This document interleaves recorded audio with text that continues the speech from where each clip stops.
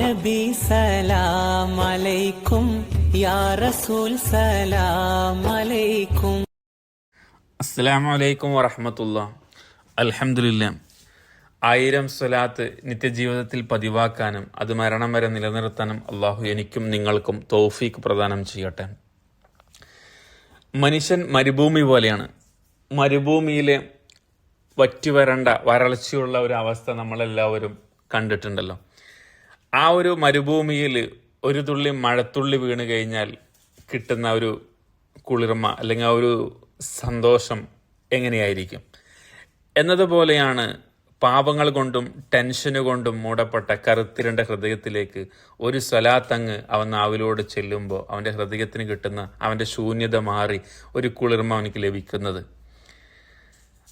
മഴത്തുള്ളികൾ ധാരാളം മരുഭൂമിയിലേക്ക് വീഴുമ്പോൾ ഉണ്ടാകുന്ന ആ ഒരു മരുഭൂമിക്ക് ഉണ്ടാകുന്ന ആ പഴയ അവസ്ഥ മാറി പുതിയൊരു കുളിർമ, ഒരു സന്തോഷം വരുന്നത് പോലെയാണ് ഹൃദയത്തിലേക്ക് നമ്മൾ 1000 സ്വലാത്ത് നാവിലൂടെ നിത്യമായി ചൊല്ലുമ്പോൾ നമ്മുടെ ഹൃദയത്തിന് ആ പഴയ അവസ്ഥകളൊക്കെ മാറി അവൻ്റെ ജീവിതം തന്നെ മാറ്റിമറിക്കും 1000 സ്വലാത്ത്.